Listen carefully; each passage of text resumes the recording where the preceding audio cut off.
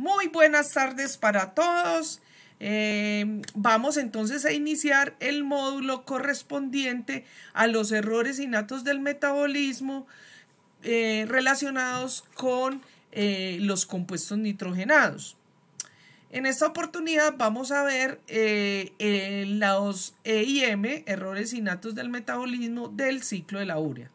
Recordemos que estamos en un curso virtual, por lo tanto se graban y se suben a la plataforma y se colocan en YouTube, en mi canal de YouTube. Por cuestiones del internet voy a apagar la cámara y doy inicio. Por favor, profe, me avisa cuando esté listo. Entonces, vamos entonces a ver estas enfermedades relacionadas con el ciclo de la urea. Recordemos que nosotros entre los compuestos que consumimos como combustibles y como fuente de elementos para la constitución estructural, bioquímica y fisiológica de nuestro organismo están los compuestos nitrogenados. Una de las mayores fuentes de ese nitrógeno es a través de las proteínas, a través de los aminoácidos. Nosotros entonces, una vez consumimos esos aminoácidos, tenemos un metabolismo, unas vías catabólicas y anabólicas para ese flujo del nitrógeno en los diferentes compuestos. Entonces, nosotros somos organismos ureoteicos. Eso quiere decir que los excesos de esos compuestos nitrogenados representados en la urea tenemos cómo sintetizar una vía, un ciclo, donde eliminamos esos desechos de nitrógeno a través de la urea. Entonces, cuando tenemos unas enzimas que están relacionadas con la síntesis de esa urea.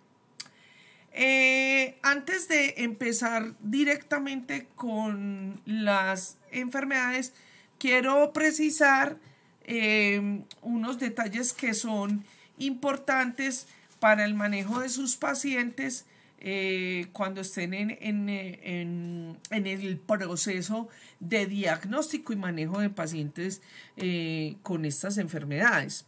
Básicamente quiero hablar sobre el nitrógeno.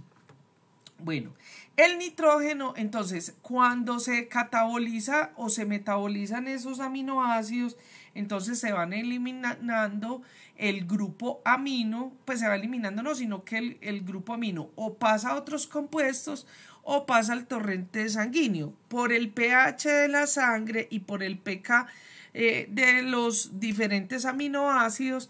Entonces, la especie que predomina en la sangre no es el amino, sino que predomina el ion amonio NH4+ y el amoníaco, en una proporción 9 moléculas de amonio por 1 de amoníaco. Nosotros también tenemos una serie de bacterias que también pueden producir ese amonio, como son las bacterias ureasas positivas. Por eso el amonio en un momento determinado se convierte en un biomarcador, un metabolito que es muy útil para el diagnóstico de diferentes enfermedades, entre estas las que estamos hablando en cuestión. Entonces, nosotros los adultos tenemos menos de 50 microgramos de ion amonio, pero los recién nacidos o los prematuros, en especial los que tenemos que tener en cuenta son los que están relacionados con estas enfermedades, tienen entonces unos 150 microgramos los prematuros y los recién nacidos a término aproximadamente entre 50 y 75.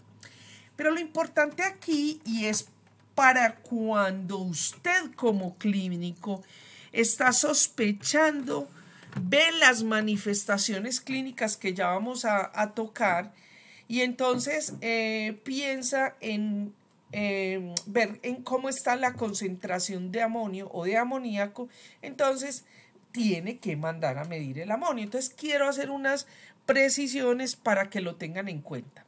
Entonces, ya vimos que sabemos que el pH de la sangre más o menos es entre 7,35 y 7,4. Entonces, por esa razón, la especie reactiva es el ion amonio. Cuando tenemos a temperatura, dependiendo de la temperatura ambiente y en la presión, eh, mm, la presión, ay, se me fue el término. Bueno, Atmosférica. atmosférica. Gracias, profe, muy querido. Entonces, esa especie reactiva, que es el ion amonio, se convierte en gas, porque el nitrógeno no naturalmente está en forma de gas, no está, cuando está en solución se ioniza. Entonces, por esa razón, debido a esas características del elemento, hay que tener mucho cuidado en el momento en que se toma una muestra. Por esa razón, siempre que usted vaya a medir amonio, asegúrese de que sea con equipo de gases, que la muestra inmediatamente se toma, se ponga en hielo y se transporte hasta el laboratorio en hielo, que el procesamiento de la muestra sea antes de los 30 minutos, porque si ustedes tienen un resultado después de ese tiempo, lo más seguro es que van a tener falsos positivos o negativos. Entonces, tener mucho cuidado con eso. Les informo que en nuestro medio esa es una situación problemática, la medición del ion amonio. Y es tan problemática que eso ha involucrado el deceso de niños. Entonces, ya que ustedes han estado en este curso, ya les hemos ofrecido este conocimiento y no deberían olvidarlo. Incluso lo siento que es de lo más importante, porque las otras cosas están en los libros. Bien, entonces, ya volviendo a la temática, resulta que ese ion amonio y ese amoníaco es extremadamente tóxico, sobre todo para el sistema nervioso. Entonces, cuando se aumenta ese amonio en sangre, produce una hiperamonemia. Entonces, aquí les presento, esto es de un artículo, es un clásico, pero que es muy interesante porque aquí claramente nos muestra qué es lo que está sucediendo cuando hay un aumento de ion amonio. Recordemos que esta es de las enfermedades que se empiezan a dar sobre todo en el momento en que el niño empieza a hacer su metabolismo hepático, cuando le han dado el alimento, cuando empieza a hacer el metabolismo de las proteínas de la leche materna. Pero además pensemos que ese niño necesita esa leche materna o el alimento porque ese niño está en crecimiento y desarrollo.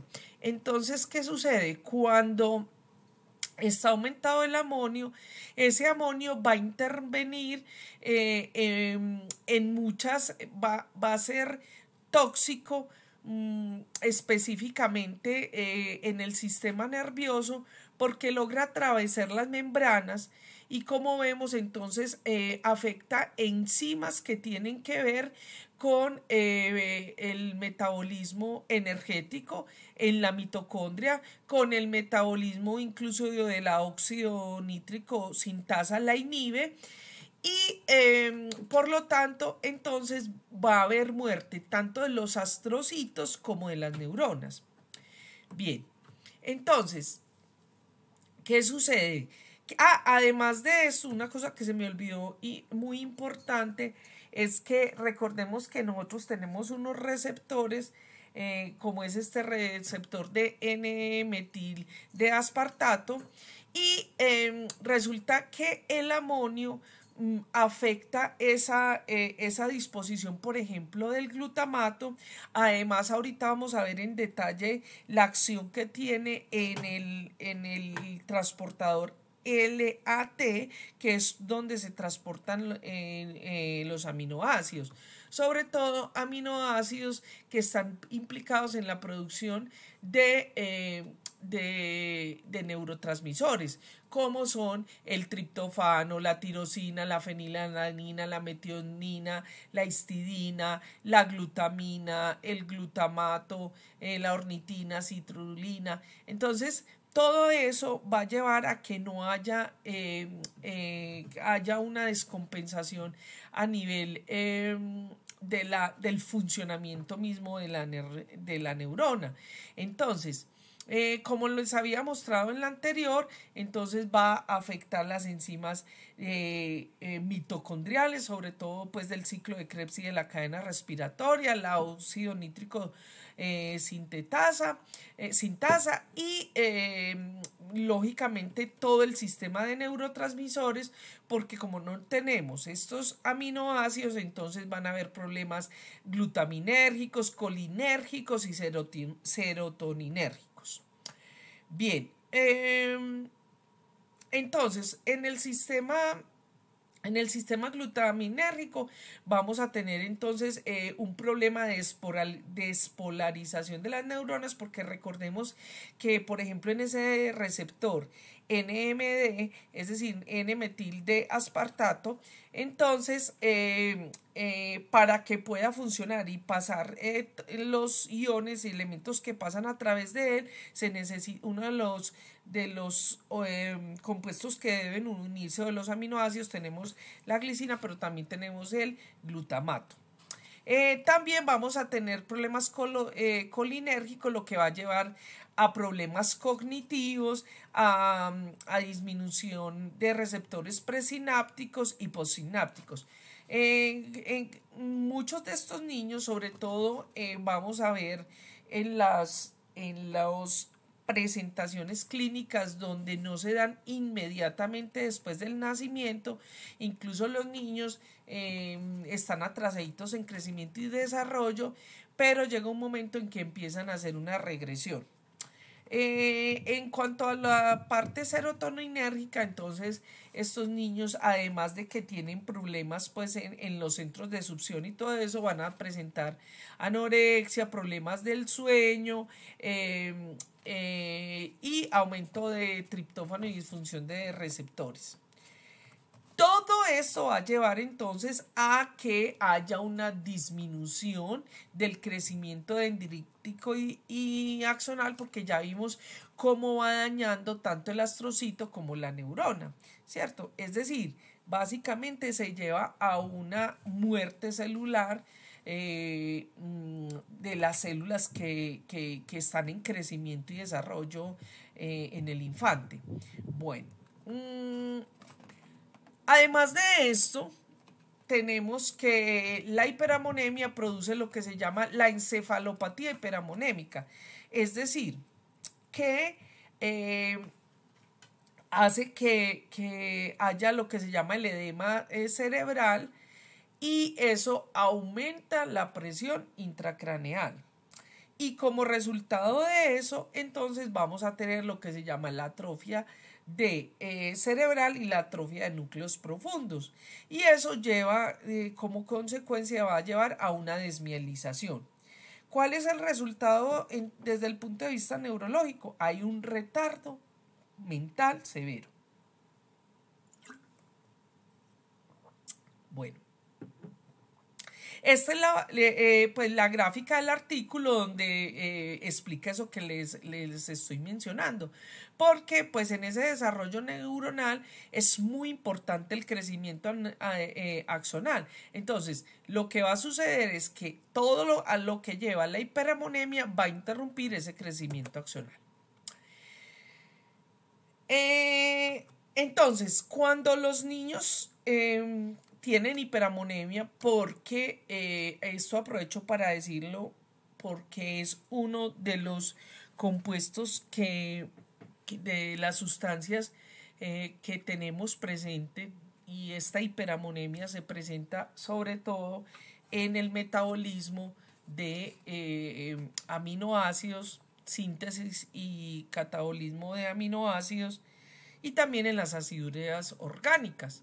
Entonces, por eso hago una primera introducción a eso y ya luego empezamos con las enfermedades. Entonces, el tratamiento para esto, es decir, en el momento en que el niño presenta la hiperamonemia y si no tiene un diagnóstico, lo más importante es resolver la hiperamonemia. En ese momento no hay que caracterizar el error innato del metabolismo, que a veces es una tendencia que es errónea. ¿Por qué?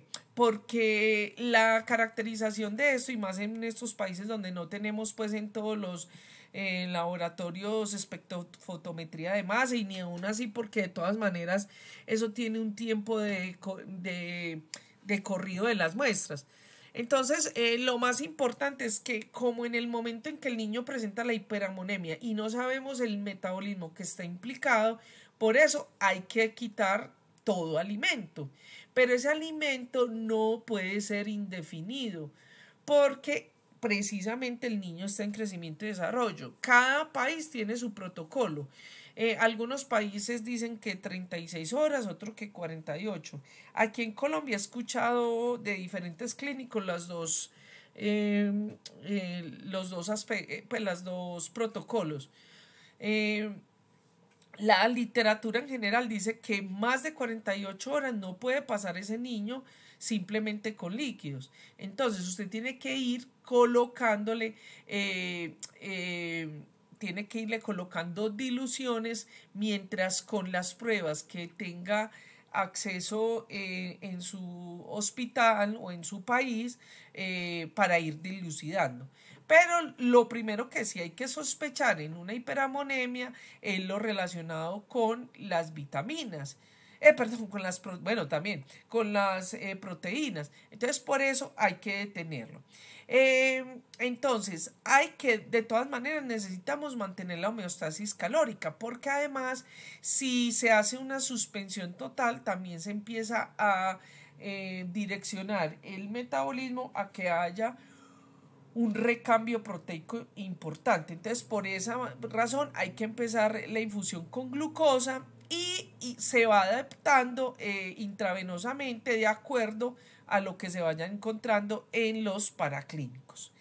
Lógicamente, una cosa que también es muy importante es antes de que, es decir, en el momento en que están en la hiperamonemia, tomar las muestras de plasma, orina es un poquito más difícil, pero tratar de diagnosticar. Pero es muy importante en el momento en que el niño presenta las manifestaciones y antes de que se empiece el tratamiento.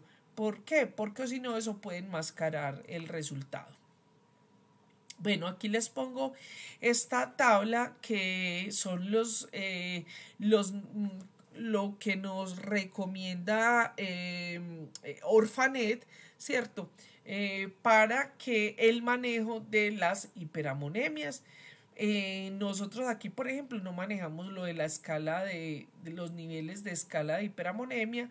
Tengo entendido por lo que he escuchado a los clínicos que más o menos a los 200 microgramos de, de, de ion amonio empiezan a hacer pues como todos los tratamientos. Pero incluso, por ejemplo, ahorita vemos unas diapositivas que es el protocolo de Chile, pues que están muy bien en eso. Bueno, entonces este es un niño con hiperamonemia, es un pequeño que una vez entra en una crisis, ¿cierto? De inmediato hay que hacerle hemofiltración porque recordemos que a pesar de que se empiecen a hacer todas las medidas, la cinética del metabolismo no alcanza a hacer toda la depuración. Entonces hay que hacer no solamente química, sino física. Química es con los medicamentos, suplementos y desintoxicantes, y mecánica o física, que es la hemofiltración. En los diferentes protocolos hay plasmaféresis, diálisis y hemofiltración. Entonces, aquí vemos pues el algoritmo que reúne la mayoría de protocolos. Este es el protocolo de Chile, ¿cierto? Entonces eso va a depender, mire que lo que les digo, es más o menos, aquí pone entre 180 y 350, porque hay incluso algunos lugares donde más de 200 microgramos, aunque la literatura no recomienda eso. Es muy importante que a veces incluso los niños están asintomáticos, sobre todo los que son muy pequeñitos y recién nacidos, acabados de nacer. Es muy difícil porque generalmente los niños pasan dormiditos, solamente lloran para pedir el alimento o porque tienen orines o popos, el niño está incómodo, pero normalmente podemos decir que el niño pasa dormido. Entonces muchas veces, sobre todo en las primerizas, eso es muy difícil de detectarlo, pero es muy clave cuando usted vea un paciente suyo, sobre todo los que se van a dedicar a pediatría, neonatología, ginecología, etcétera, es que si un niño no llora, no succiona, póngale cuidado y ojo a eso, prenda la alerta porque puede ser una enfermedad metabólica.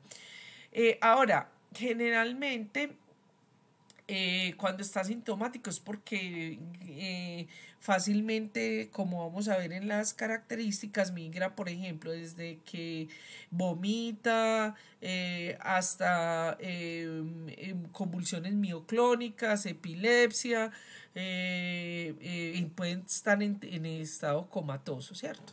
Entrar en estado comatoso, incluso puede haber el deceso. Entonces los asintomáticos de pronto no presentan todo eso, pero incluso a veces por los mismos tamizajes neonatales, bueno, es por diferentes razones, ¿cierto? Entonces lo que hacen es medirlo y si está asintomático lo repiten y dependiendo lo que dé, entonces ya empiezan a hacer los esquemas de tratamiento. Esos tratamientos, entonces, como les digo, cuando recomiendan para algunos, por ejemplo, lo que es Chile, algunos países de Europa, cuando es mayor de 200 micromolar, entonces se recomienda empezar las metodologías mecánicas, es decir, la diálisis, ¿cierto? Otro punto muy importante es que no solamente sea lo mecánico, es decir, la diálisis, hemodiálisis, plasmaféresis, etcétera, sino que también ir trabajando la parte de cortar todo tipo de proteína, controlar los posibles recambios que se puedan estar dando, por ejemplo, por una fiebre, por muchos motivos que vamos a ver más tarde, y empezar los desintoxicantes. Bueno, aquí les presento que es, por ejemplo, un algoritmo. Este lo presenta Clínica Mayo, me parece muy bien. También está en Sadubray. Y me parece muy interesante y una muy buena herramienta porque, como hemos dicho, la hiperamonemia está, y siempre aquí se tiende siempre a pensar hiperamonemia, problemas del ciclo de la urea, pero realmente no hay que ser determinista en eso. ¿Por qué? Porque tenemos algunas acidosis orgánicas que presentan hiperamonemia. Aquí tenemos el grupo de los que están relacionados con el ciclo de la urea. Pero entonces, cierto, si nos ponemos de que solo es el ciclo de la urea, puede ser complicadito. También es muy importante si se presenta cetosis o no se presenta cetosis. Bueno, los vamos a ir viendo básicamente para hacer un recorder, y recordemos que, es decir, en los Estados Unidos y en Europa, incluso hoy en día que se utiliza mucho lo que se llaman los DOT, que son básicamente como unos datafonos con nanotecnología, donde simplemente con unas gotas se pueden ver todo este tipo de pues medir incluso para gases, es decir, hay muchas alternativas. Entonces, y entre esas entonces está no solamente medir el amonio, sino la brecha aniónica y la glucosa, porque eso es lo que le va a ayudar a uno a orientar. Bueno, esto es lo que acabo de decirles. Y aquí igualmente les dejo, hay una cosa muy importante. Para la hiperamonemia ya hay varias alternativas en el mercado, entonces además de lo de la hemodiálisis, está por ejemplo lo que es el benzoato de sodio y el fenilbutirato, que ahorita les voy a mostrar una diapositiva donde ustedes van a poder observar cómo es que a través de ese compuesto se va a ir eliminando o va a hacer que haya un mayor, porque realmente no es preciso decirlo eliminar, sino que haya un flujo del nitrógeno de tal manera que baje la concentración en en el, en el plasma. También es importante que dependiendo lo que tal vez he mencionado yo en los que han visto errores innatos, endocrinología y metabolismo, en bioquímica, y es que hoy en día en algunos países incluye el carbaglu o el carbamilglutamato. ¿Por qué? Porque el carbaglu o carbamilglutamato es básicamente N-acetilglutamato, que es un sustrato que ayuda al funcionamiento de la carbamoil fosfato sintasa. Entonces, si bien es hecho para la deficiencia de la enzima del N-acetilglutamato sintasa, fue hecho para eso. Se ha visto que en pacientes que tienen sobre todo deficiencia de la ornitin transcarbamilasa y de la CPS1, pues se ha notado que se disminuyen los niveles de amonio. Entonces, bueno, pero algunos clínicos no están de acuerdo. Por ejemplo, hasta hace muy poquito, en Medellín solamente se estaba dando el benzoato de sodio, el fenilbutirato solo lo daban en Bogotá. En las últimas conferencias y charlas que he ido, he visto que los clínicos hablan de eso, de que ya les están dando el fenilbutirato. Bueno, aquí quiero mostrarles lo que les decía, por eso es tan importante para el manejo, porque ojo, lo que muy importante es, lo que más me importa de esta clase es que les quede en la cabeza, que siempre que ustedes tengan unas manifestaciones y que sospechen de una hiperamonemia, lo primero que hay que hacer es manejar la hiperamonemia, no caracterizar el tipo de error innato del metabolismo. Eso sí hay que hacerlo, pero en el tiempo. Fíjense que esto que es de Clínica Mayo incluso muestra, porque todavía esto está vigente, aunque se está recomendando, cada vez sale más todo lo que tenga que ser procedimientos invasivos, pero la actividad enzimática incluso se mide a través de biopsias hepáticas.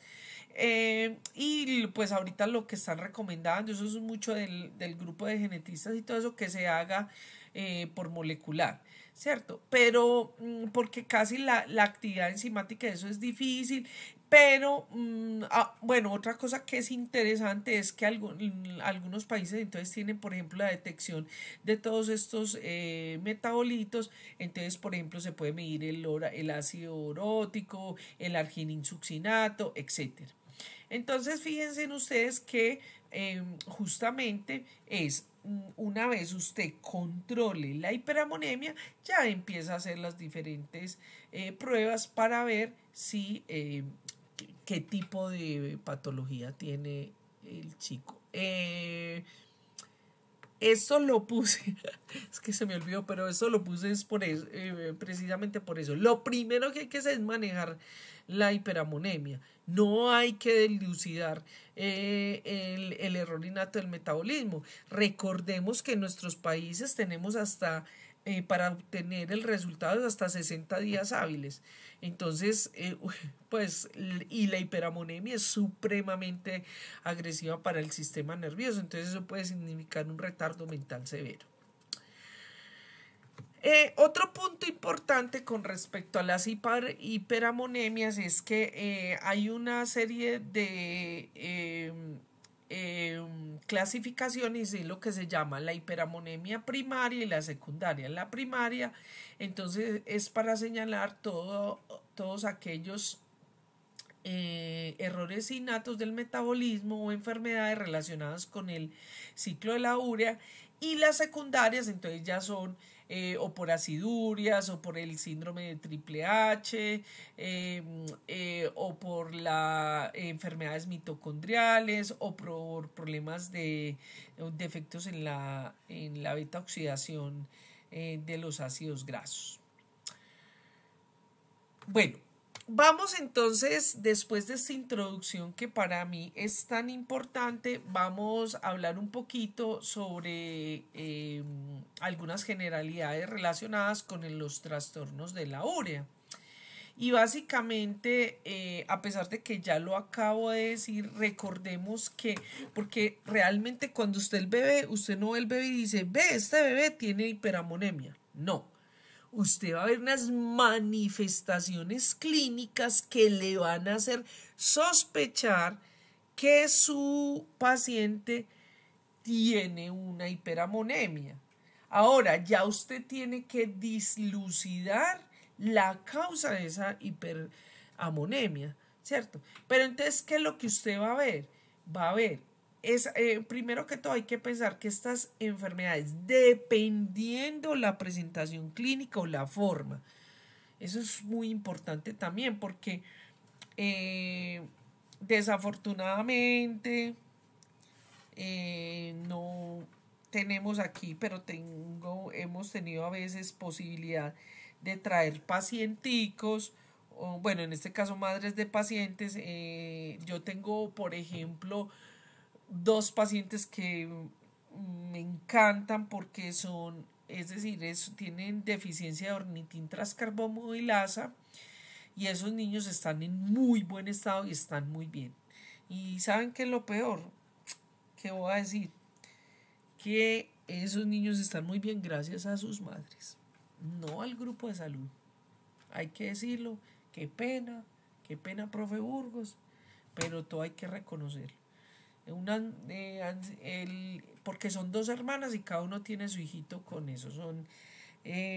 Son pacientes que son del santuario y pues eso es muy importante porque reconocer eso, porque de alguna manera hay que aprenderlo. Y básicamente es que esa mamá ha sido como obsesiva en medirle el amonio al niño y ella ha sido muy pila en aprender los alimentos y a ensayo y error ver los alimentos que le aumentan el amonio al niño. Entonces realmente mis respetos a eso. Bueno, pero entonces por ejemplo esos son de los casos que los niños en el momento en que nacieron no presentaron eso, o sea, no es una forma tan severa, porque realmente cuando son las formas severas, infantiles o del neonato, en los primeros, del día 1 al 3 se presentan las manifestaciones y realmente hay que decirlo que la mayoría de estos niños se mueren. Son muy agresivas, entonces, ¿y qué se va a detectar? Que el niño es aletargado, la mamá lo pone a la mama y no succiona, no se alimenta, cuando finalmente se alimenta, ¿cierto? Entonces empiezan los problemas que son las manifestaciones de la hiperamonemia, ¿cierto? Sí, es decir, se da rápidamente lo que habíamos visto ahorita, que es el edema, la encefalopatía hiperamonémica. Y pues cuando los niños no fallecen realmente quedan con un retardo mental importante. Tenemos entonces las formas leves que generalmente se dice que son eventos gatillo. ¿Qué quiere decir eso? Que por ciertas situaciones donde se aumenta el catabolismo. ¿Y cuáles son esas? Las vacunas, el crecimiento mismo, cuando tienen un trauma, una infección que puede ser viral, parasitaria, microbiana, y entonces ahí es donde se empieza a activar o detectan la enfermedad. Estos niños pueden que estén bajitos en el crecimiento y desarrollo, pero no es tan evidente. Bueno, y también quiero mencionar que yo siempre hago propaganda a las formas leves, que para mí son como más complicadas las leves. ¿Por qué? porque las leves uno no se da cuenta y cuando empiezan a presentarse las manifestaciones empiezan la regresión, sobre todo la regresión neuronal. Entendiéndose por esa regresión neuronal es que los avances que neurológicamente va teniendo el niño, ¿cierto? Empiezan a revertir, se llama revertimiento neuronal también. Bueno.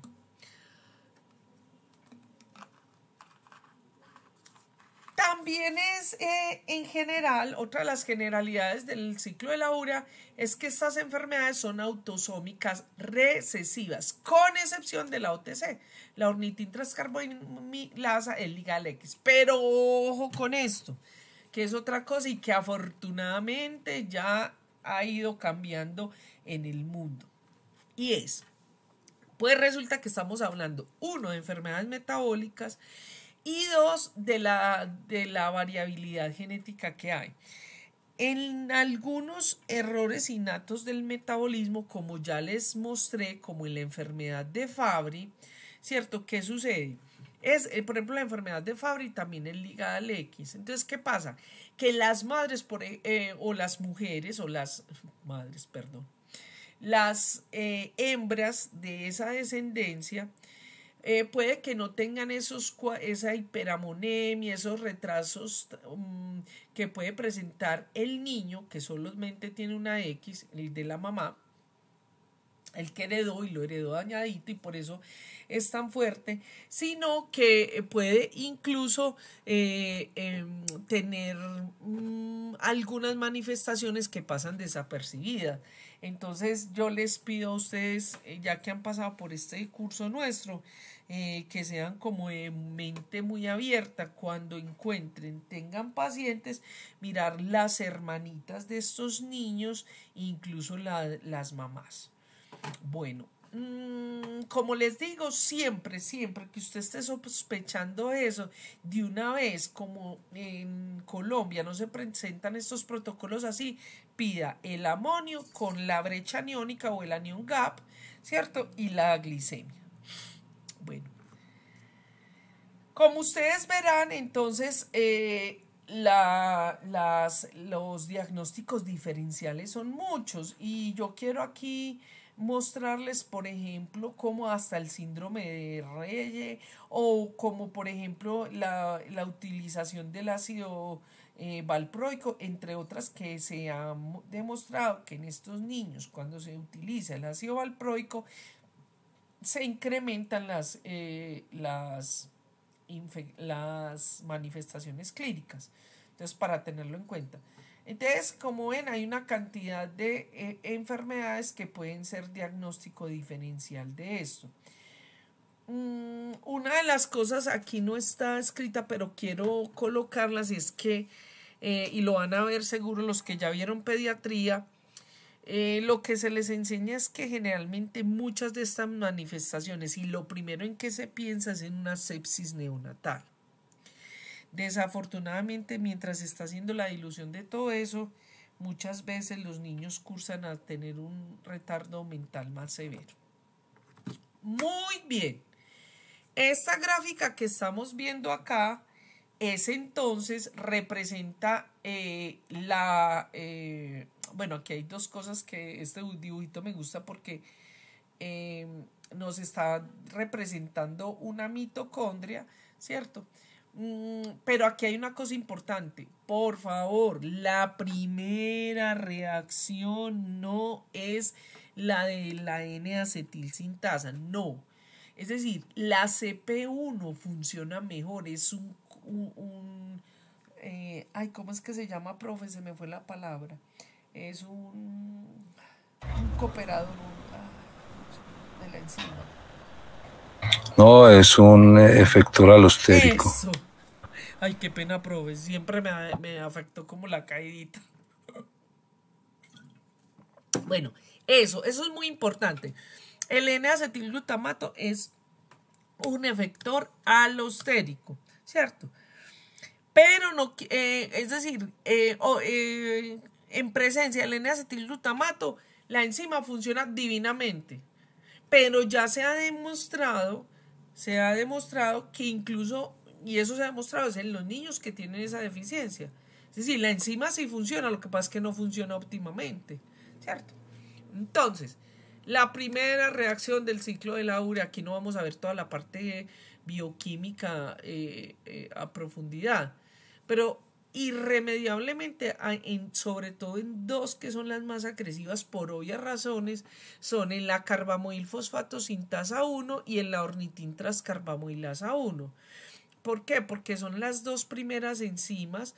La primera vamos a coger el bicarbonato, los excesos de ion amonio que vienen generalmente del catabolismo de los aminoácidos, y a esta molécula entonces lo que va a hacer la carbamoil fosfato o carbamil, dependiendo de donde lo lean, carbamoil fosfato sintasa 1, lo que va a hacer es que a ese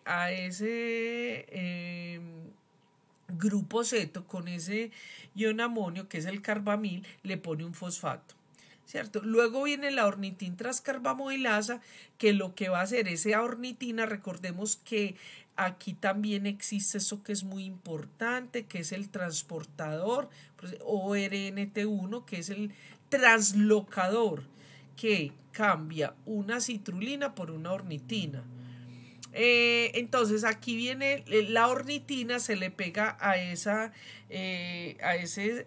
carbamoilfosfato, se libera el fosfato y ya la unión de estos queda como citrulina. Es decir, ¿qué sucede ahí? Fíjese que eso hace un cuello de botella muy importante con la cantidad de grupo amino, o sea, de ion amonio. Porque cuando, por ejemplo, en estos, como es el argininsuccinato, la argininsuccinasa o succinatoliasa, la arginasa, ¿cierto? Fíjese que ya aquí hay unos metabolitos que pueden ir hacia otras vías, entonces por eso no es tan agresivas como la OTC y la CPS1. Tenemos pacientes con ambas enfermedades en nuestro territorio colombiano. Tenemos muchos pacientes en Antioquia. Bien, entonces, importante recordar que las dos como en las que más trabajamos y mostramos aquí, pues por lo que les acabo de decir, son la carbamoilfosfato sintasa 1, también todavía, aunque eso ya está cambiando dramáticamente, en los últimos 5 o 6 años ha cambiado dramáticamente, ya se dice deficiencia de CPS1, ¿cierto? Carbamoilfosfato sintetasa 1, perdón. Que es lo que se llama la hiperamonemia. ¿Y por qué se llama así? Pues porque fue la que era la más frecuente que producía hiperamonemia, entonces por eso se llama hiperamonemia 1, y a la ornitintrascarbamilasa hiperamonemia 2.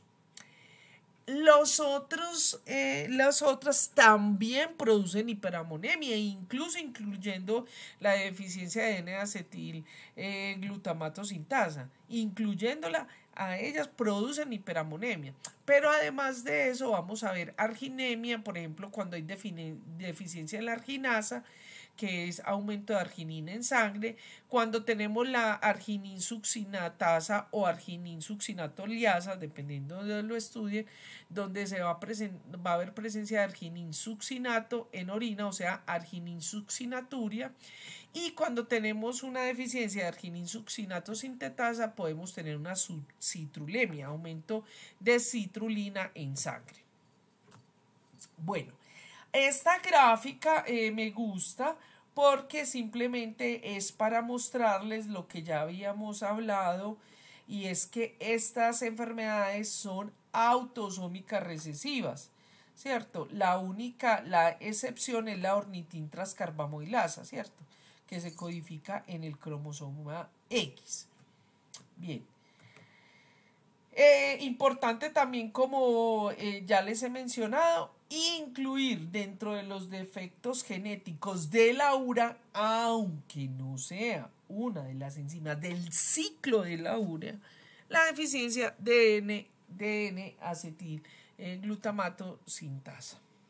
Bueno, esta gráfica, que es una clásica de estas dos enfermedades, y las presento pues porque ya en cualquier workshop, en donde sea, se muestra esta gráfica, donde básicamente lo que nos está mostrando es las fuentes de proteínas que nosotros tenemos.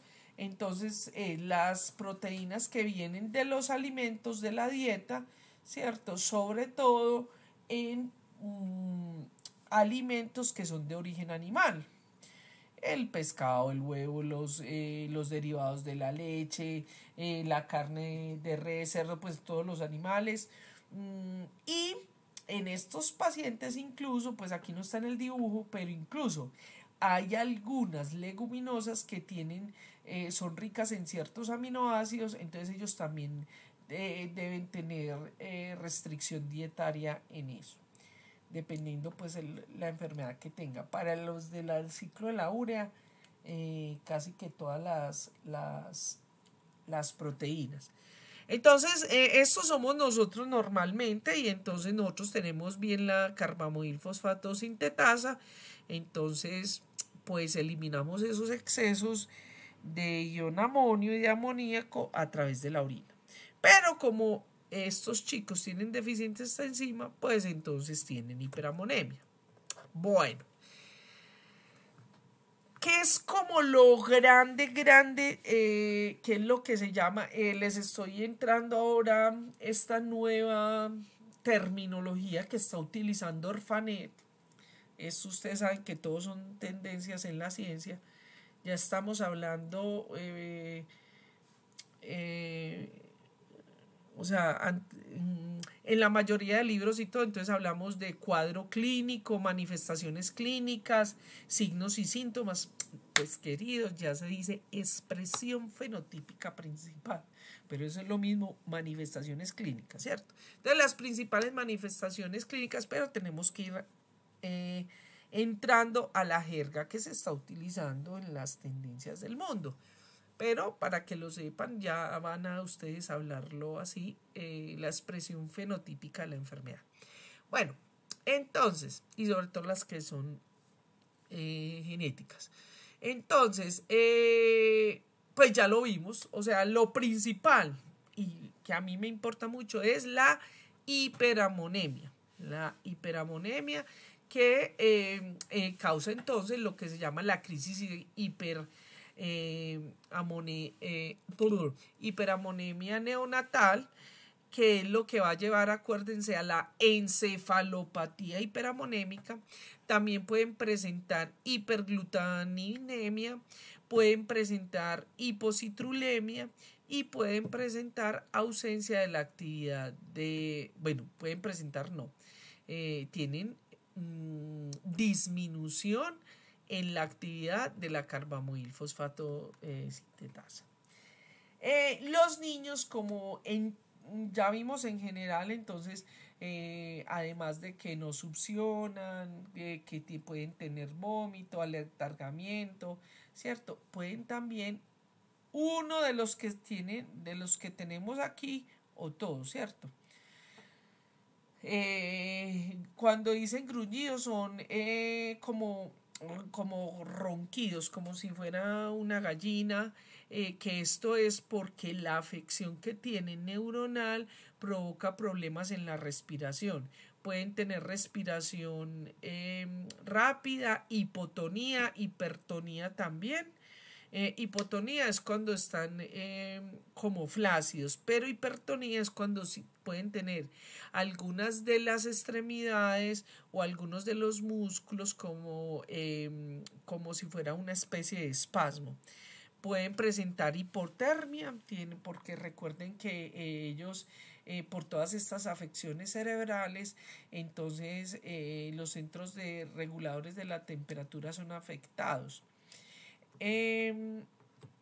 Esto que vemos acá es lo clásico que se presenta en todas las enfermedades, donde casi todos, y no solamente en esta, presentan el letargo, el vómito, las convulsiones. y lo más importante de esto es pensar en el daño neuronal, en el curso de esas manifestaciones, cómo rápidamente puede haber un daño neuronal importante, agresivo, irreversible. Generalmente cuando entran en estado comatoso, esto los lleva a la muerte. Una cosa que esto es referido por los neurólogos, los pues compañeros incluso de aquí mismo de la universidad, los colegas de aquí de la universidad que me lo han referido, y es que una cosa que es interesante en los bebés es que incluso cuando les hacen sea resonancia magnética nuclear o con espectrometría, es decir, toda la parte de imaginología es muy interesante, y que eso últimamente ya ha cambiado mucho porque niños que han tenido un daño muy importante, mientras más pequeño es más plástico el sistema nervioso. Entonces muchas veces incluso cuando se ven en unas situaciones muy complejas, pues pueden superar muchas cosas. Bueno, ¿cómo es el manejo? Pues bueno, importante acá. Como estamos hablando de diferenciar si es la carbamoil fosfato sintasa, y ojo porque pongo ese caso clínico en el examen, entonces en la carbamoil fosfato, en la CPS, deficiencia de CPS1, vamos a tener citrulina baja, arginina baja, también puede estar normal. Presencia de ácido orótico, que puede ser normal o bajo, ¿cierto? Normal o bajo. Bien. ¿Cómo se maneja estos chicos? Bueno, primero que todo hay que manejar la hiperamonemia, ¿cierto? Entonces la hiperamonemia, como ya vimos, la manejamos principalmente con estos dos compuestos, que es el benzoato de sodio y el fenilbutirato, pero concomitantemente, de acuerdo a la concentración del amonio, hay que bajar la ingesta de proteínas, ¿cierto? Restricción dietaria total, ¿cierto? Y hay que evitar que siga ese recambio proteico, ¿cierto? Por ejemplo, si tiene fiebre, manejar la fiebre, si tiene la infección, manejar la infección, etc. Recordemos que en las crisis de estos niños, dependiendo entonces esa concentración y el protocolo que tengan, entonces pueden llegar incluso a tener hemodiálisis o hemofiltración, ¿cierto? Bueno, después de que el niño ha sido diagnosticado, de que sabemos que el niño puede venir eventualmente a las crisis, pero el niño se tiene que alimentarse, entonces igualmente hay que darle dietas bajas en proteínas, pero hay que darle los alimentos y suplementos que le abastecen los otros aminoácidos que necesitan, ¿cierto?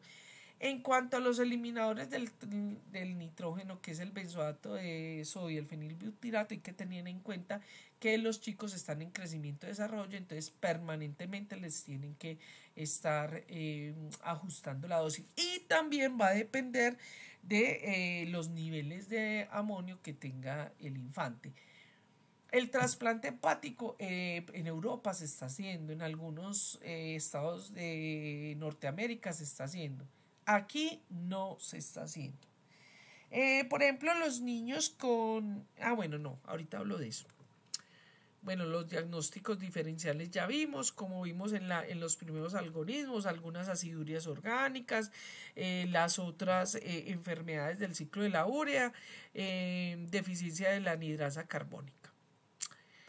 Como en la supervivencia, esta foto me gusta mucho, es de Naihan. Me gusta porque recordemos que la mayoría de estas enfermedades son de origen caucasoideos, de niños blancos. Muy importante ese aspecto para nosotros por las poblaciones que tenemos en algunas partes del país, como es el oriente antioqueño. Pero me gusta esto porque claramente este es una persona negroidea, y la adoro también porque es un señor de 38 años, ¿cierto? Que tiene deficiencia de carbamoil fosfato sintasa 1, pero fue diagnosticado a tiempo, fue manejado y está súper bien. Cuando son detectados, lo clave para es decir, la calidad de vida de estos pacientes y el pronóstico de vida va a depender del momento primogenio en que se detecta la enfermedad, es decir, en el diagnóstico y tratamiento oportuno. De eso va a depender la supervivencia y por lo tanto está asociado con la inclusión de este tipo de enfermedades en el tamizaje neonatal. Estos chicos, muchos estos son datos norteamericanos y europeos, pero yo creo que nosotros sería mucho más, no lo conocemos realmente. Cuando los pacientes no son manejados adecuadamente, mire que casi el 50% realmente quedan minusválidos porque quedan con un retardo mental severo. Aquí vemos un caso clínico. Este caso clínico es un caso de una infante, de una niña chilena, ¿cierto? Cuando nace el ácido urótico es normal. Como ellos se les incluye el tamizaje neonatal y pruebas, tenía la arginina disminuida y la citrulina disminuida, y finalmente le hacen el diagnóstico de CPS1. Fíjense aquí, esta es por ejemplo la evolución de los niveles de esta niña o este niño, no me acuerdo si es niño o niña, ahí a ver, no me acuerdo. Pero fíjense los picos que tuvo esto es 1100, 1900 micromolar, ¿cierto? Y después de que se disminuye en los primeros 2 días, pero rápidamente pues entra en todo el tratamiento, diálisis y todo, y realmente lo logran bajar. Fíjense que a medida que va pues por el tratamiento, como se adhiere bien, pues entra y lo mantienen regulado.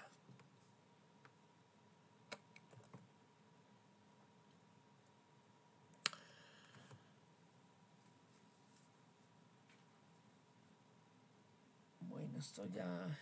Vamos a pasar entonces... lo que pasa es que... a ver, ¿qué era lo que yo iba a decir de aquí? Se me olvidó eso. Bueno, no sé. Puse una diapositiva donde no era. Vamos a entrar a la segunda enfermedad, que es entonces la deficiencia de ornitintrascarbamilasa. Entonces, la deficiencia recordemos que esta enzima es también mitocondrial. Olvidé decirles al principio que en muchos textos aparecen estas enfermedades como enfermedades mitocondriales, ¿cierto? Bien, y por ser las dos primeras enzimas son las enzimas como que tienen un cuadro clínico más severo y de mal pronóstico. Bueno, ¿cuál va a ser la expresión fenotípica principal? Las principales manifestaciones clínicas entonces es la hiperamonemia, ¿cierto? Que generalmente lleva a un coma hiperamonémico, ya vimos por qué. También vamos a ver que hay aumento de glutamina y de alanina, tenemos deficiencia en la arginina y en la citrulina. Estos chicos, interesante porque van a tener muy elevado el ácido urótico. Y casi que en el mundo esta es la forma como se hace el diagnóstico de estas enfermedades, y después ya se trata de mirar la deficiencia de la enzima. Bueno, recordemos que esta es una enfermedad ligada al X.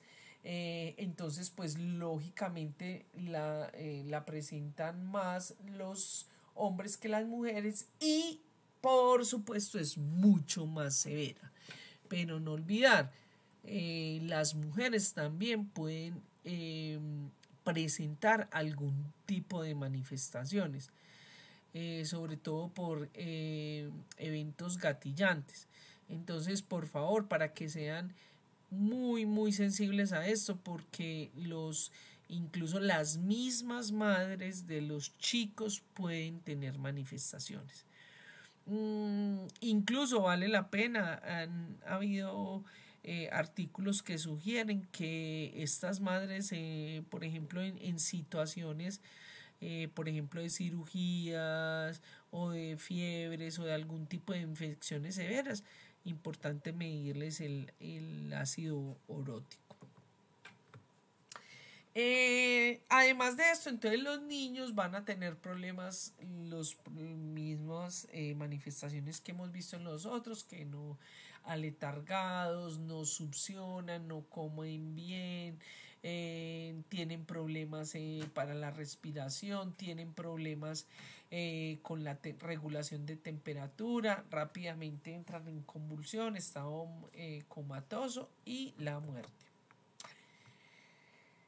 Ahora, estos niños en la OTC no se presentan los primeros días. Como ya les dije, eso va a depender de la presentación de la enfermedad.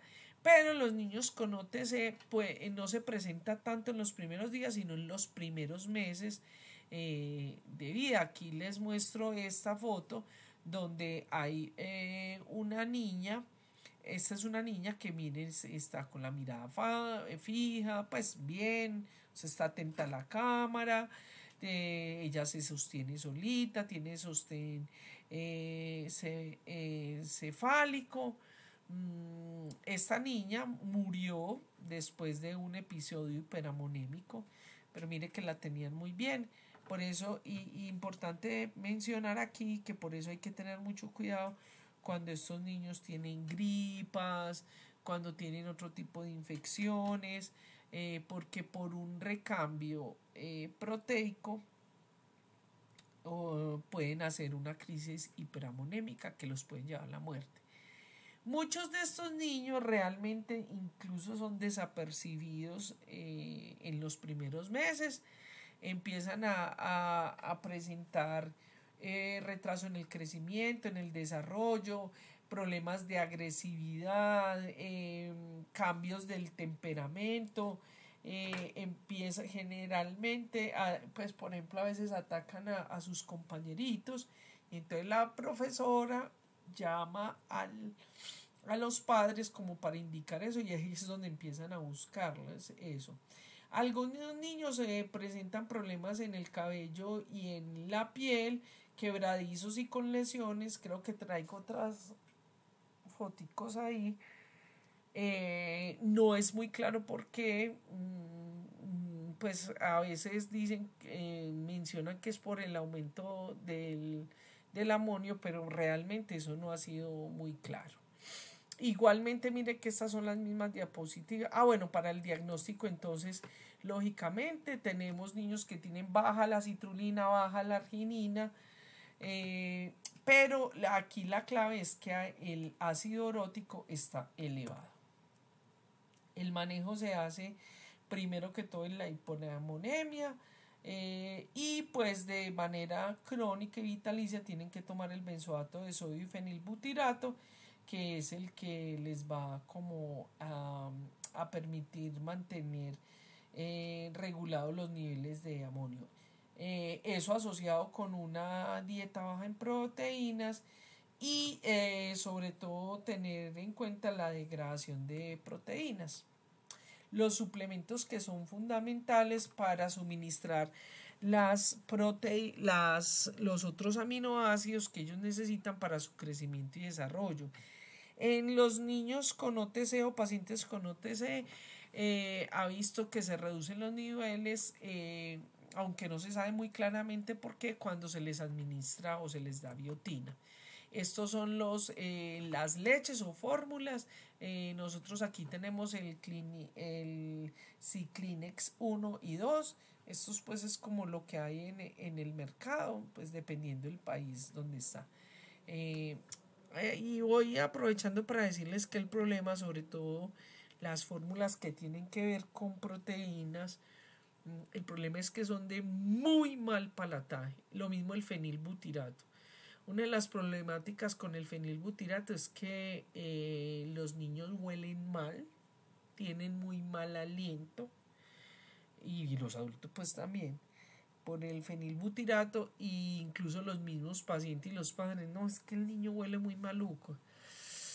Eso es ahí como un temita complejo, se ha hablado mucho de eso.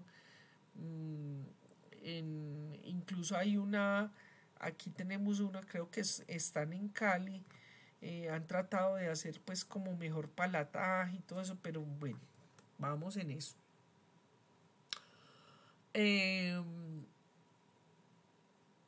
Esto es algo que es muy importante, no solamente la administración, por ejemplo, del fenilbutirato, del benzoato y las bajas proteínas, sino que también incluso se les administra citrulina y arginina. Esto lo muestro acá porque este caso a mí siempre me ha impactado mucho, porque esta es una niña chilena, que estuvo muy bien diagnosticada en el tamizaje neonatal. A los 7 años tiene una crisis hiperamonémica y fallece. Desafortunadamente fallece. La niña tenía ácido urítico elevado, arginina disminuida, citrulina disminuida, y tenía déficit de ornitin transcarbamilasa y falleció. Vamos a ver la citrulemia. La citrulemia es aumento de citrulina en sangre, pero también hace parte de las errores innatos de los errores innatos del metabolismo del ciclo de la urea.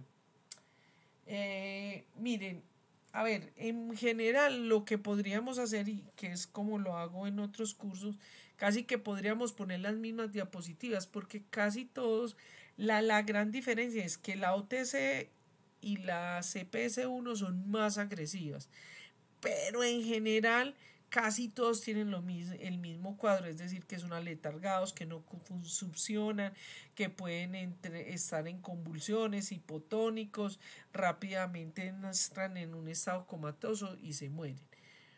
Estas que vamos a ver a partir de acá son un poquito más leves, presentan también hiperamonemia, tienen hipercitrulinemia. Acuérdense que los otros tienen la citrulina normal, incluso baja. En este tiene aumentada la citrulina, tienen aciduria orótica y pues la deficiencia es de arginine-succinato sintetasa.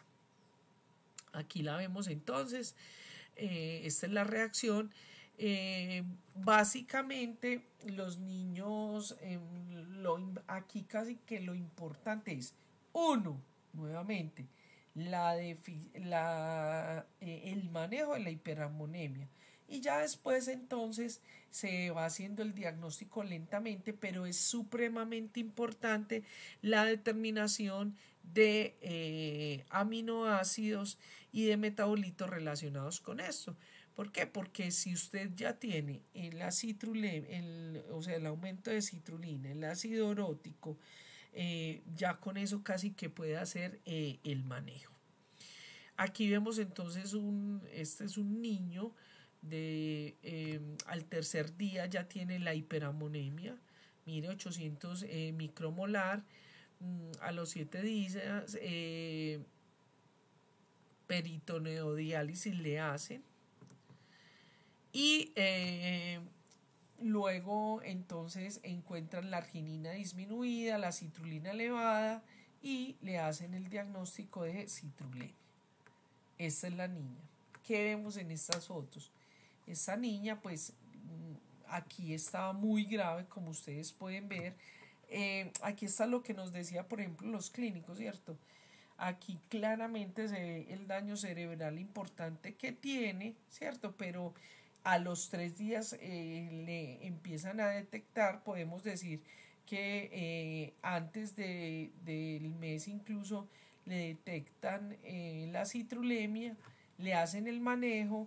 Esta es la niña ya infante, pues lógicamente quedó con su retraso, pero es una niña que puede sonreír, que pues que no está en un estado vegetativo como pueden quedar algunos de estos niños. Aquí tenemos, por ejemplo, otro caso, producto de padres consanguíneos.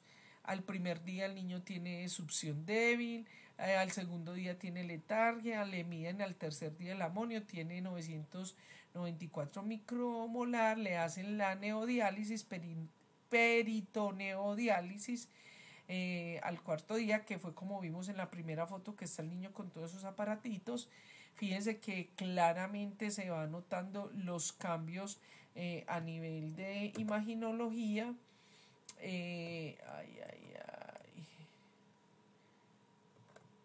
Y después este niño, de que le han detectado, pues lo manejan muy bien. Y realmente este niño para cuando hasta cuando se tuvieron los datos, hasta los 6 años, el niño, pues eso es lo que se llama borderline, es decir, que no es exactamente normal, pero es un niño que puede llegar a ser funcional. Mire lo que el niño ahí está paradito, está sonriendo, se le pide que mire a la cámara y mira, ¿cierto? Aquí tenemos, por ejemplo, este niño es un niño que nació con el ano imperforado, le hacen una colestomía a las 24 horas y a los 8 días le encuentran este aumento de amonio, 1300 micromolar, y le hacen su peritoneodiálisis a los 9 días. Tiene pues una afección del coeficiente intelectual, ¿cierto? Pero afortunadamente por el tratamiento que le hacen al niño, mírenlo, aquí está paradito, sonriendo, atento. O sea, las fotos no es simplemente mostrarles fotos, sino que es lo más importante de estas fotos cuando vemos de esta enfermedad. Cuando usted a un niño le dice, le voy a tomar una foto, y el niño se sonríe, le dice, sonría para la foto. O sea, que tiene la capacidad de mirar y de fijar en la cámara. Este niño asiste a la escuela normal. Bueno, aquí en estas fotos, que es como lo que yo quisiera y por lo que me he dedicado a estas enfermedades, es porque son enfermedades, estos niños, mire, este es un niño con citrulemia, normal. Un niño con citrulemia, normal. Un niño con deficiencia de arginina succinasa, normal. Entonces, sí se puede mejorar, ¿cierto? ¿Cómo se va a prevenir el pronóstico neurológico de este niño? La respuesta claramente es un diagnóstico adecuado y precoz. Lo ideal, el tamizaje neonatal. Fíjese que aquí en este artículo nos muestran, por ejemplo, aquí tenemos mire, en negro es malo, moderado, ¿cierto? En azul bueno, y la crucecita es la muerte. Pero si vemos, por ejemplo, en la deficiencia de la CPSU, fíjese que tenemos más o menos moderado, y es porque generalmente la deficiencia de OTC y de CPS en muchos de los tamizajes neonatales están incluidos. En cambio, fíjese que la deficiencia de arginina succinasa y de arginina succinato sintetasa no están incluidos, entonces el pronóstico es mucho más malo, ¿cierto? Importante el manejo, la restricción dietaria, los medicamentos y el control de las hiperamonemias es lo que van a hacer que cambie el pronóstico de estos pacientes.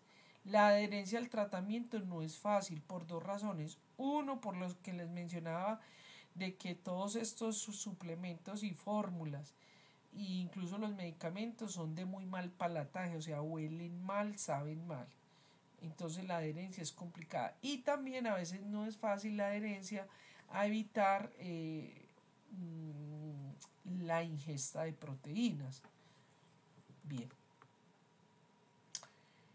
Nosotros, y para que lo tengan en cuenta ustedes, nosotros tenemos aquí en el Hospital San Vicente de Paúl, tenemos resonancia magnética nuclear con espectroscopía.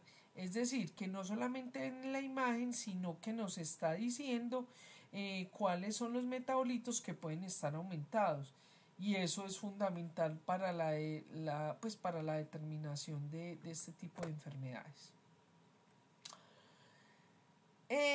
Entonces podemos decir que en general para las deficiencias del ciclo de la urea hay como unos manejos generales, y esos manejos generales están orientados hacia los momentos críticos, los momentos donde hay una hiperamonemia, pero no se sabe qué tipo de patología, de deficiencia tiene el paciente, el infante. Entonces lo importante y lo principal, bajar el amonio. Y esa bajada del amonio se hace con los diferentes mecanismos. Inmediatamente hay que suspender proteínas, no se puede dejar completamente sin nada de alimento. Entonces, pues para que no vaya a hacer una hipoglicemia que lleva a puede llevar a un recambio proteico, ¿cierto? Entonces, utilizar los detoxificantes que haya a disposición. Y hay que estar midiendo en la hiperamonemia por si se está aumentando esa hiperamonemia, pues llevar a diálisis. Aquí vemos entonces cómo la relación entre los episodios de hiperamonemia, ¿cierto?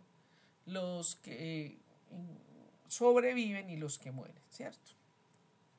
Bueno, el algoritmo que ya lo vimos, y aquí hay una cosa que es muy importante, y es que no solamente hay que pensar como tal en la problemática de la hiperamonemia desde el punto de vista del ion amonio y la enfermedad en sí misma, sino que tenemos que estar pensando que hay una deficiencia en el ciclo de Krebs, que vamos a tener depresión del alfa-cetoglutarato, que hay un aumento del consumo de ATP, de que vamos a tener creatinina que va a estar sintetizada básicamente por la arginina, que la disminución de esa creatina intracelular va a tener afecciones, como vimos inicialmente, incluso en el desarrollo axonal.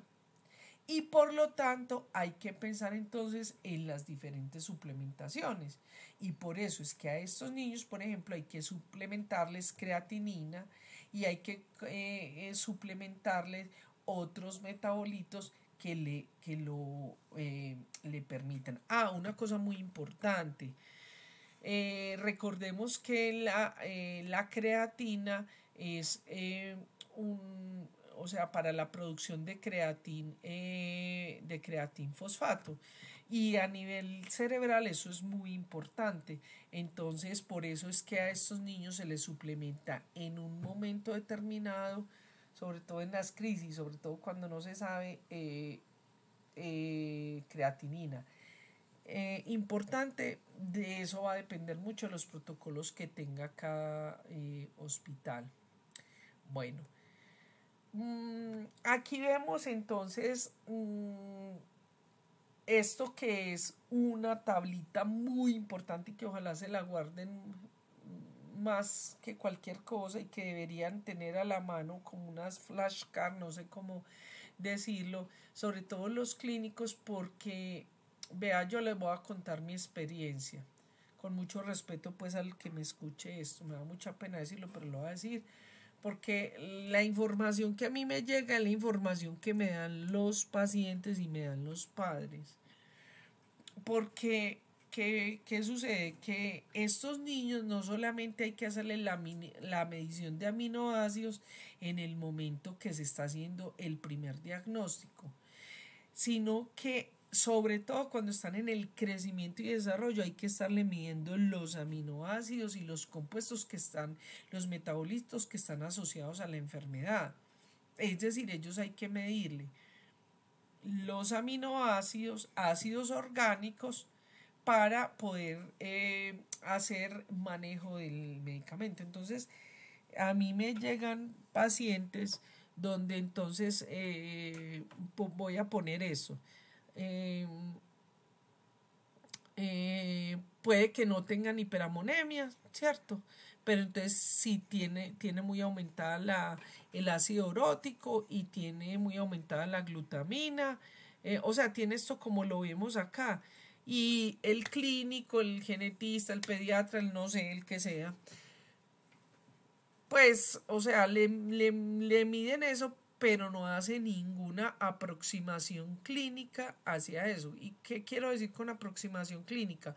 Un manejo de empezar, bueno, miremos con la nutricionista, porque estas enfermedades no solamente son del genetista, el pediatra, el internista, no. Estas enfermedades se manejan en un grupo interdisciplinario, ¿cierto? Que pueda ayudar a los padres y al paciente. Entonces, ven un resultado de estos y simplemente le dicen a la mamá, porque les digo, porque es lo que me relatan, no, bájele la proteína. Pues es que cuando esos niños ni siquiera deberían tener, o sea, primero hay que asegurarme si el niño está tomando la fórmula, si el niño no consume fórmula y yo no, sino la mamá pues le está dando, por ejemplo, o huevo. Es decir, hay una cantidad de cosas que es importante. Esos niños están en crecimiento y desarrollo y no simplemente se le pueden dar indicaciones a los padres sobre cosas muy generales, porque como ya sabemos, esto va a depender de la presentación clínica que lo va a dar la variante genética que tenga. Entonces, por eso este cuadrito es pero bien importante. No solamente para el primodiagnóstico, sino para el manejo durante la vida. Los tratamientos farmacológicos. Los tratamientos tienen diferentes funciones, ¿cierto? Entonces, por ejemplo, tenemos el benzoato de sodio, el fenilbutirato, el fenilacetato. ¿Qué nos está ayudando a eso? A que se eliminen los excesos, es decir, sirven para la hiperamonemia. Pero también tenemos lo que es la arginina, la citrulina, que van a ayudar, ¿cierto?, a mantener las restricciones que se están teniendo de la otra parte en sí mismo por el defecto que hay dentro del ciclo. Entonces se está supliendo esas necesidades para las otras enzimas que también funcionen. El Carbaglu, ¿cierto? A mí me parece muy bueno lo que hacen algunos de los clínicos de nuestro país, que por ejemplo el Carbaglu se lo dan al niño. Si el niño lo tolera, funciona bien, mejora, ¿cierto? Pues sígaselo dando. Lo que pasa es que estos son medicamentos de alto costo, entonces es complicado. La creatina, la L-creatina, que sobre todo en niños que tienen afecciones, crisis recurrentes de hiperamonemia, pues entonces darle esto. Como vemos aquí, este tratamiento es o casi que obligatorio en las crisis, en las urgencias, pero igualmente hay que darle una suplementación de mantenimiento, ¿cierto? Por ejemplo, la L-arginina y la citrulina en algunos de las fórmulas vienen, ¿cierto? No, vienen los aminoácidos que el niño necesita, sobre todo los aminoácidos que son esenciales, ¿cierto? Pero además de eso, hay que estarle dando y modulando de acuerdo al crecimiento o de acuerdo, como le digo, se sabe que el niño le van a poner una vacuna. Entonces hay que modularle esto. Entonces la carnita, hay que darles suplementación de arginina, de carnitina, la citrulina también hay que dársela. Pues claro que depende si tiene cualquiera de las enfermedades, es decir, la citrulina sobre todo en CPS y OTC. La L-carnitina se recomienda para todos. El carbamilglutamato sobre todo para CPS y OTC. Aunque hay unos chicos que también funcionan con eso. El citrato y la creatinina también son muy recomendados. Aunque bien no se conoce, o sea, no hay estudios que demuestren que evidentemente darles algunos suplementos de vitaminas mejoran la hiperamonemia, pero lo que se sabe claramente es que algunas de estas enzimas están implicadas en las reacciones directas del ciclo o en vías alternas. Entonces lo que van a ayudar es a que se metabolice y se catabolice los aminoácidos por otras vías. Entonces la biotina, como se ha visto en el OTC, lo que es cobalamina, vitamina B12, piridoxina, vitamina B6, riboflavina, vitamina B2 y tiamina. Ahora, hay un punto importante que también se ha discutido, es que recuerden que estos niños entonces tienen una restricción dietaria muy importante, entonces no comen proteínas de origen animal, muchas de las leguminosas no las pueden comer, entonces por eso hay que dar suplementación de vitaminas. Bueno, esto ya lo habíamos dicho antes. También ya habíamos hablado sobre la hemofiltración o la diálisis, que eso va a depender mucho de cada país, ¿cierto? Del protocolo que tenga cada país. Les traigo esto porque la recomendación de Orphanet, incluso de la revista que ellos tienen, es en general lo que se recomienda es cuando es mayor de 200 micromolar hay que hacer diálisis. Bueno, otras de las maneras en las que se puede hacer como, o se puede no, sino que se debería hacer un manejo en el momento de las crisis, es entonces por vía parental, soluciones hipertónicas, ¿cierto?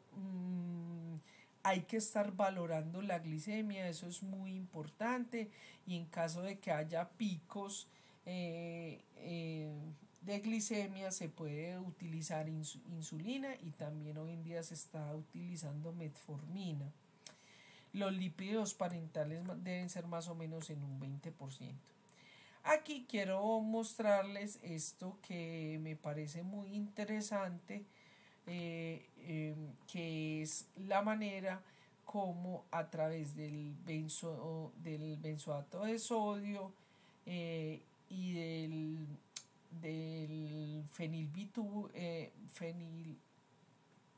¿cómo es? Del fenil, ahí se me olvidó el nombre,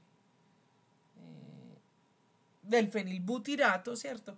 Como a través de ellos podemos entonces liberar esos excesos de amonio, ¿cierto?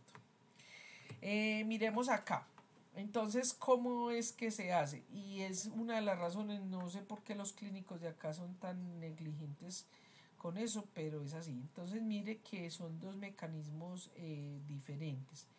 Cuando les estamos dando, cuando tienen hiperamonemia, entonces, si les estamos dando el fenilbutirato o el benzoato de sodio, en este caso es el benzoato de sodio. Entonces el benzoato de sodio, ¿cierto?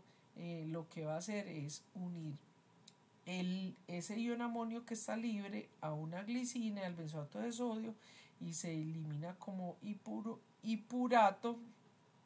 Ahí estamos con un ion amonio. Y por el lado del fenilbutirato o el fenilbutirato de sodio, el fenilacetato, lo que vamos a hacer es entonces que va a unirse la glutamina y se le va a unir el fenilbutirato o el fenilacetato, y ahí vamos a eliminar dos grupos amino. Entonces, ahí son tres amino, no, pues amonio, sí. Ahí son 3 iones amonio. Aquí les pongo esta tablita que es pues como la que sigue vigente, que es recomendada por Orphanet, ¿cierto? De cómo se puede dar el manejo con el benzoato de sodio y el fenilbutirato o fenilacetato de sodio. Bueno, muy importante no olvidar, a pesar de que se está haciendo la administración de estos benzoatos de sodios, hay que dar suplementación con las diferentes vitaminas. Bueno, eso ya lo habíamos visto. También hay que pensar en el tratamiento crónico, es decir, el tratamiento crónico, y aquí lo más relevante de esta tabla es mantener la medida 1 del amonio, los niveles de amonio, y 2 de aminoácidos y ácidos orgánicos, porque dependiendo de esos niveles es que entonces se va a hacer la modulación, 1 alimenticia y 2 si el niño está tomando lo que llaman las leches o fórmulas, y el aumento o disminución de estos fármacos. Bueno, ¿por qué es tan importante lo que se llaman las fórmulas o leches? Son muy importantes porque sobre todo tenemos que pensar en los aminoácidos esenciales, porque estos niños están bajo crecimiento y desarrollo. Entonces, lógicamente hay que administrarlos para que ellos no vayan a tener una deficiencia importante. Estos son pues ya los habíamos visto. Dentro de la suplementación hay que incluir lógicamente la arginina, la citrulina, ¿cierto?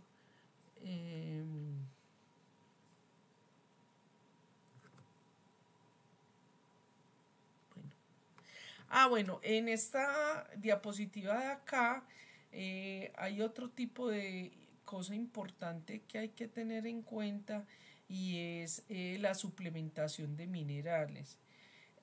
Justamente porque como ellos tienen esa restricción dietaria, entonces hay que suplementar sobre todo zinc, calcio y las vitaminas. Esos son muy importante incluirlos.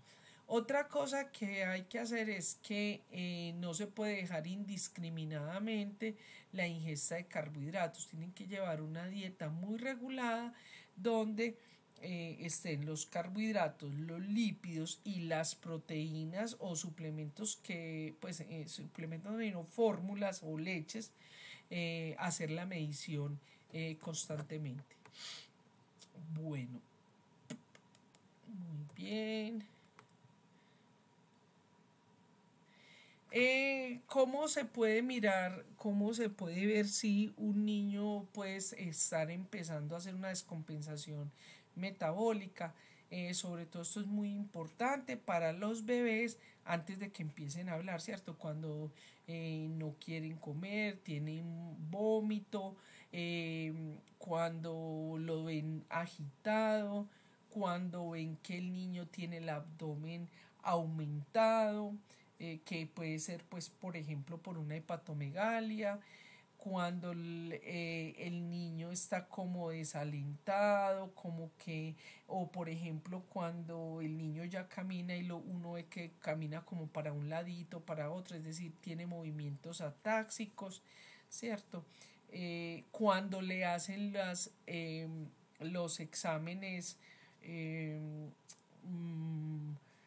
paraclínicos y entonces presentan aumento de algunos de ellos o disminución de los otros, que fue la tablita que les mostré anteriormente.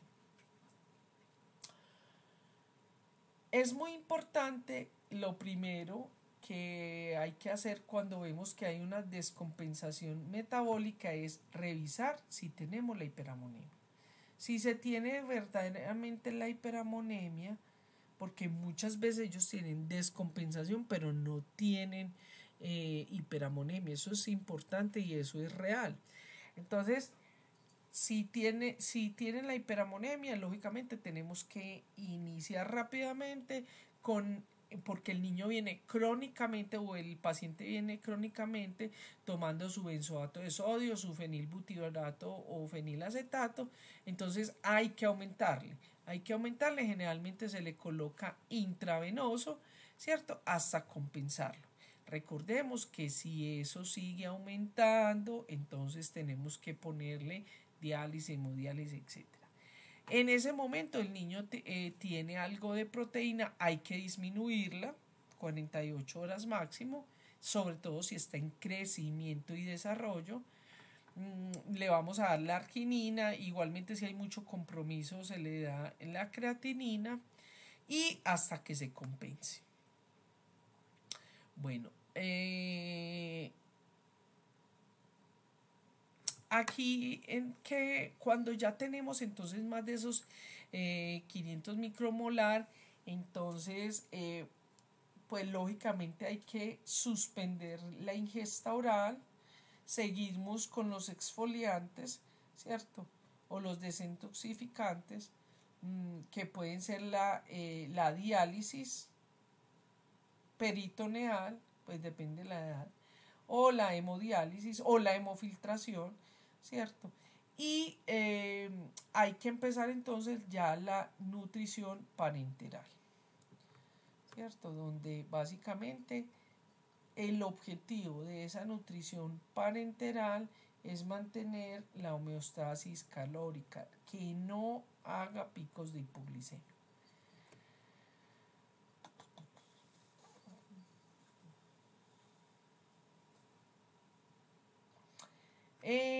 Importante en el seguimiento, hay que mirar, y lo he visto en pacientes que a veces se dan como sobredosis del benzoato, ¿cierto? ¿Qué pasa con eso? Que el benzoato, o sea, las calorías, ya vimos que hay que regular, por ejemplo, que sea menos del 60% de carbohidratos. Las proteínas, ¿cierto? Por ejemplo, si el niño, y más si ya se ha puesto una primera vacuna y el niño no ha hecho una crisis, entonces hay que hacer una restricción antes de que empiecen las vacunas, ¿cierto? Para prevenir que cuando tengan la vacuna, por toda la reacción que se da normalmente del sistema inmune en respuesta a esa vacuna, eso no lo lleve a una crisis, ¿cierto? Entonces, otra cosa que sucede es que a veces los niños, sobre todo cuando están ya grandecitos, es decir, que ya no están creciendo tanto como cuando eran infantes, es decir, ya están adolescentes o incluso jóvenes, ¿cierto? La dosis de los medicamentos se pueden convertir en un exceso. Entonces hay que tener cuidado con eso. Bueno, esto ya lo habíamos visto. Muy importante tener cuidado con los procesos infecciosos, los controles de los metabolitos. Esto pues es una cosa que uno creería que no es importante, pero la adherencia no solamente es en los niños, sino en los padres.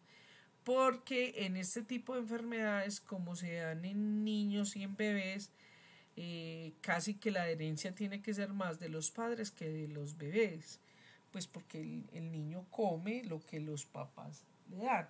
Entonces es muy importante, por lo que les digo, de la problemática que tiene el palataje de los medicamentos, los olores que producen los medicamentos y el mal palataje que tienen estas leches, y el esfuerzo que tiene que hacer la familia para hacerles la dieta. Hay unos exámenes que se deben estar haciendo durante toda la vida, por lo menos una vez en el año, y es la densitometría ósea, porque por todas las restricciones alimenticias que tienen, y si no se tienen pues los diferentes suplementos como el zinc, el calcio, los minerales, entonces hay que mirar porque ellos pueden incluso como efectos secundarios tener una osteoporosis. Hay que estar midiendo una resonancia magnética nuclear periódicamente de acuerdo a la evolución de las manifestaciones del sistema nervioso. El hemograma, los lípidos, porque lógicamente como ellos consumen más carbohidratos de lo que normalmente, entonces ellos a largo plazo pueden desarrollar obesidad, pueden desarrollar una hiperlipidemia. Sinquemia y celemia es de los exámenes que se deben incluir. Los trasplantes hepáticos se hacen, hoy en día se hacen sobre todo en Europa. El trasplante de hepatocitos no ha funcionado muy bien, pero se hace. Bueno, hemos terminado. Voy a parar la grabación.